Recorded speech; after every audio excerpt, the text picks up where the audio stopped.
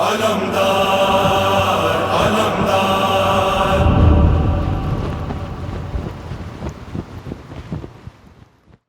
اعوذ باللہ من الشیطان اللعین الرجیم بسم اللہ الرحمن الرحیم الحمد للہ رب العالمین وصلی اللہ علی رسولہ الکریم وآل بیتہ الطیبین الطاہرین ولعن اللہ علی اعدائہم اجمعین من الان الی قیام یوم الدین اما بعد۔ 9 محرم الحرام سن 61 ہجری۔ یوں تو کربلا میں کئی واقعات رونما ہوئے، مگر ان تمام واقعات میں اگر ہم اہم ترین واقعات کو دیکھیں تو ہمیں سر فہرست واقعہ نظر آتا ہے کہ جب شمر ابن ذوالجوشن یہ ملعون کوفے سے ابن زیاد سے ایک امان نامہ لکھوا کے کربلا آیا۔ یہ ایک ایسا امان نامہ تھا کہ جس میں جناب ام البنین علیہ السلام کے 4 بیٹوں کے لیے امان تھی، جناب عباس، عبداللہ، جعفر اور عثمان۔ یہ کربلا پہنچا، چونکہ یہ عرب کا ایک قدیمی رواج تھا کہ اگر مد مقابل کوئی ہم قبیلہ ہوا کرتا تھا تو اسے مہلت دی جاتی تھی کہ وہ جان بچا لے، اسے امان دی جاتی تھی۔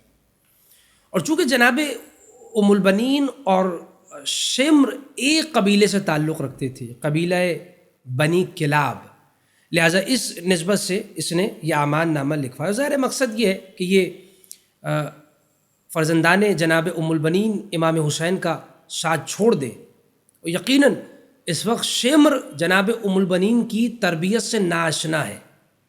اگر جناب ام البنین کی تربیت کو جانتا ہوتا تو کبھی اس امان نامے کی بات بھی اپنی زبان پہ نہ لاتا۔ لہٰذا ایک غلط فہمی بھی اس موقع پہ دور ہو جانی چاہیے اس منزل پہ، وہ یہ کہ بہت سے کم فہم اور کم علم افراد یہ سمجھتے ہیں کہ شاید شمر رشتے میں جناب عباس کا سگا ماموں لگتا تھا۔ یہ غلط فہمی ہے، یہ وہ گمان اور غلط گمان کہ جسے دور ہونا چاہیے، اور میں سمجھتا ہوں اس سے بہتر پلیٹ فارم نہیں ہو سکتا اس غلط فہمی کو دور کرنے کے لیے۔ یہ بالکل حقیقت کے برخلاف ہے کہ ان کے درمیان کچھ سگا رشتہ تھا۔ شمر اور جناب ام البنین کے درمیان سگے بہن بھائی کا رشتہ نہیں تھا۔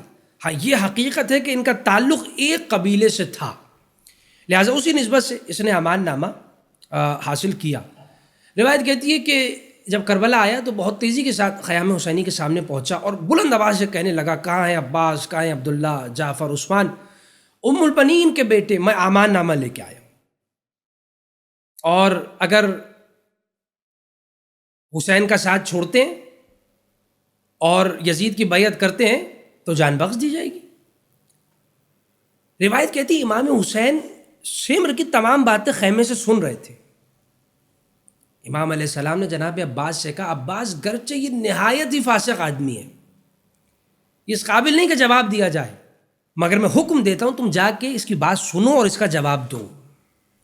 امام کا حکم تھا۔ جناب عباس خیمے سے باہر آئے، کہا کیا کہہ رہے ہو؟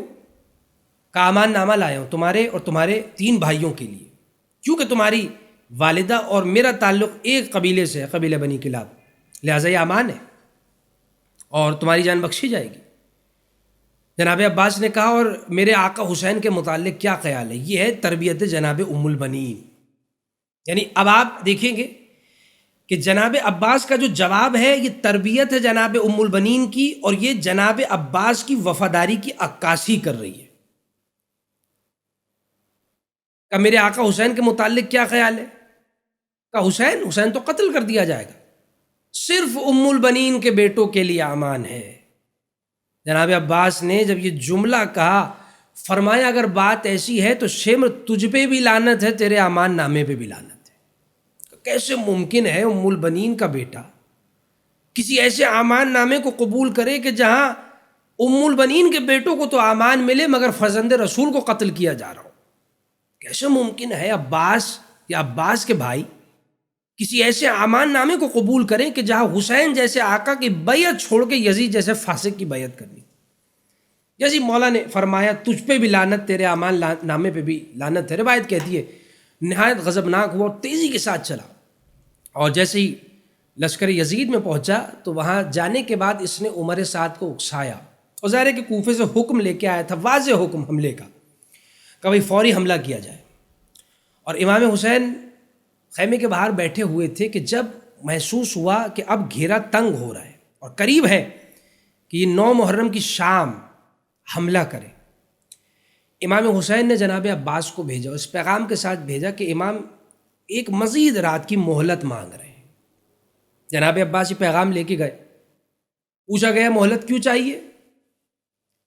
کیونکہ حسین ایک مزید رات ذکر الہی میں صرف کرنا چاہتا ہے، خدا کی عبادت میں گزارنا چاہتا ہے۔ اجازت مل گئی اور یہ پوری رات ذکر الہی میں صرف کی گئی، اور امام کے انصار اور وہ مسورات جو اس کارواں میں موجود ہے یہ سب عبادت الہی میں مصروف ہیں، ذکر الہی میں مصروف ہیں، اور جہاں عبادت چل رہی ہے وہیں تجدید عہد بھی ہو رہا ہے۔ شب عاشور روایت کہتی ہے امام حسین ایک خیمے کے پاس سے گزرے، یہ اصحاب امام کا خیمہ ہے۔ امام نے اس خیمے میں دیکھا تو تمام اصحاب امام حسین بیٹھے ہوئے ہیں، درمیان میں جناب حبیب ہے۔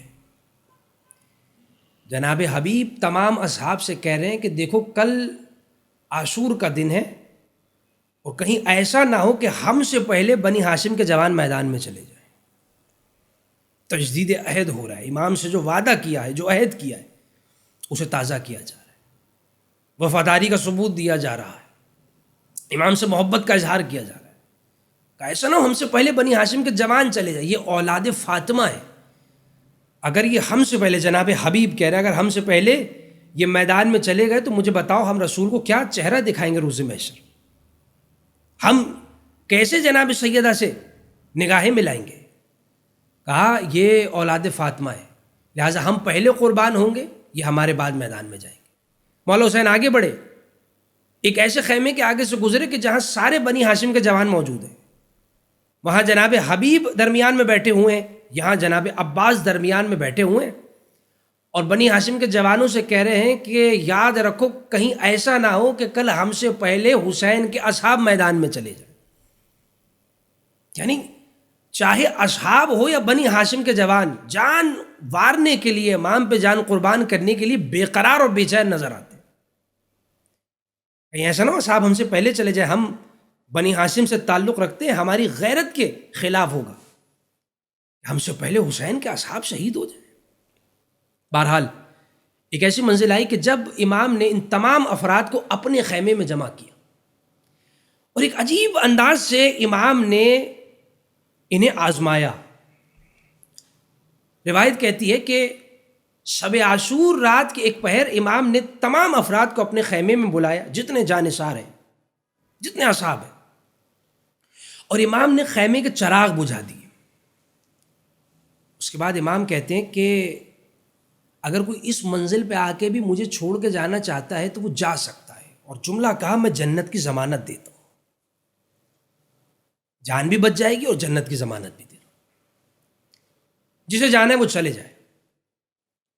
روایت کہتی جب امام نے چراغ دوبارہ جلائے تو امام نے دیکھا جتنے انصار تھے، جتنے صحابی، جتنے جانثار تھے، ہاتھ میں تلوار لیے کھڑے تھے، اور امام پہ جان وارنے کے لیے بے قرار نظر آتے تھے۔ کہہ رہے مولا ہم آپ کو چھوڑ کے نہیں جائیں گے، ہم کیسے آپ کو چھوڑ کے جا سکتے ہیں؟ یہ وہ منزل ہے کہ جہاں امام حسین علیہ السلام نے شب عاشور ہر صحابی کو جنت میں اس کا مقام دکھایا۔ اے حبیب جنت میں آپ کا مقام یہ ہے، عابس آپ کا مقام یہ ہے، بریر آپ کا مقام یہ ہے، مسلم ابن اوسجہ آپ کی منزلت یہ ہے، ہر صحابی کو جون تمہارا مقام بتایا، تمہارا جنت میں یہ مرتبہ ہے، جنت میں تمہاری یہ منزلت ہے۔ یہی وہ منزل ہے، یہ جملہ گرچہ پہلے گزر چکا ہے مگر یہ اب برمحل ہوگا۔ یہ وہ منزل ہے کہ جب امام نے فرمایا تھا جیسے اصحاب مجھے ملے میرے نانا کو بھی نہیں ملے، یعنی وہاں دن کی روشنی میں میدان سے چھوڑ کے چلے جاتے تھے، یہاں میں چراغ بجھا کے کہہ رہا ہوں جسے جانا ہے چلا جائے، جنت کی ضمانت دے رہا ہوں، مگر نہ جانے کیا دکھایا ایسا حسین نے کہ کوئی حسین کو چھوڑنے کے لیے تیار نہیں ہے. لہذا میں 4 مصروں پہ بات کو تمام کروں گا کہ اگر حسین نہیں ہے بہشت کا رستہ تو پھر بنا ہی نہیں کوئی دوسرا رستہ. جو راستہ کبھی سورج نہیں دکھا پایا، جو راستہ کبھی سورج نہیں دکھا پایا، دیا بجھا کے وہ شہ نے دکھا دیا رستہ. ہم دعا کریں گے پروردگار سے بار الہ ہمیں اصحاب حسین کی سیرت پہ عمل پیرا ہونے کی توفیق عنایت فرما، پیغام کربلا کو دنیا میں عام کرنے کی توفیق عنایت فرما، امام علیہ السلام کے ظہور میں تعجیل فرما. وآخر دعوانا ان الحمد للہ رب العالمین.